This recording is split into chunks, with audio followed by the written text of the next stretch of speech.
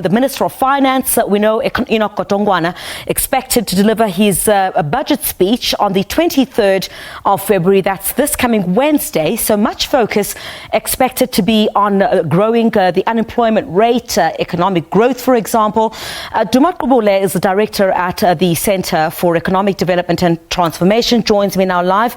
Mr. Gqubule, very good evening to you. Thanks indeed for your time. Firstly, do we need a bold budget, given that the challenges that we're facing, of course, exacerbated by the COVID-19 pandemic as well? Does there need to be a bold budget?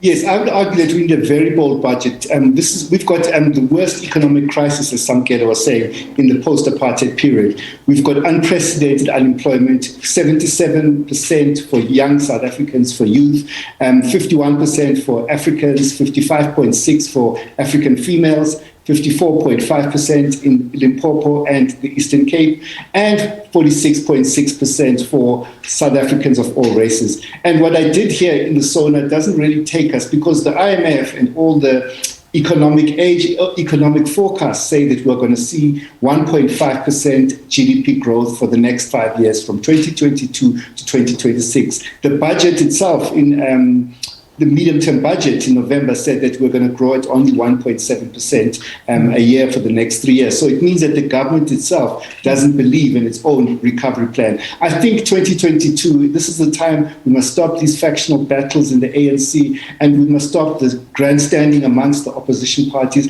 We must say, what will it take as a country to get us to 6% GDP growth and start creating the jobs that we need to get out of this crisis? Because I did some projections, Griselda. Like, if we continue on this path until 2030, there'll be 17 million unemployed people in South Africa. There are currently 12.5 million unemployed people. We have to change our macroeconomic policy trajectory from what the failed economic policies of the past 28 years. And I want to talk about that, because in a piece that you wrote recently, you said that unemployment is a macroeconomic policy issue that cannot be addressed through projects. I mean, are we prescribing the wrong solutions to our challenges as a country?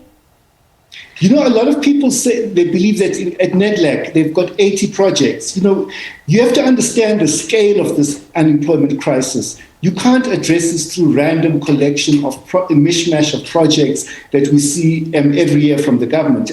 We have to have a coordinated, as successful countries have long-term visions to grow the economy 7% a year, double the size of the economy every decade, and they have 5-year plans and 1-year plans. So I just think that we have to macroeconomic policy influences the whole economy. We're talking about government spending, we're talking about interest rates, we're talking about exchange rates. Those are the things, first and foremost, that will influence the trajectory that we're on as a country. And we have to, we've got these austerity policies at National Treasury. We've got a central bank that is increasing interest rates during a crisis. I think that we have to rethink this economic policy that we've had over the past 28 years and find ways to stimulate this economy from the Reserve Bank and National Treasury to get us out of this crisis.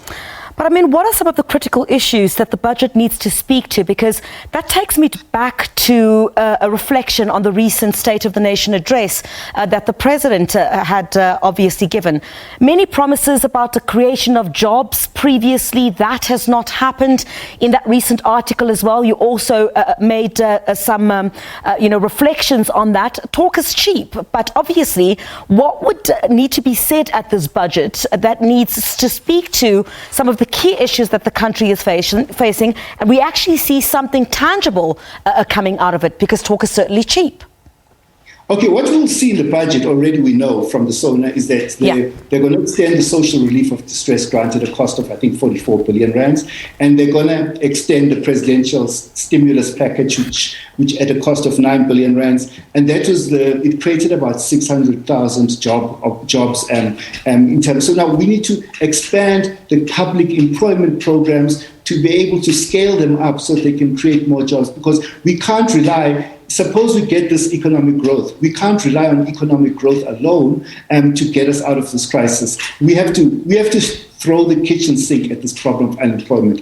And it should be something that all stakeholders are serious about, and not the slogans that I'm hearing from the private sector, from the trade unions and the government. We have to start seriously talking about economic policy. Duma Gqubule, thank you very much indeed for your time. We really do appreciate it here on the programme. Duma Gqubule, who's the director at the Centre for Economic Development and Transformation.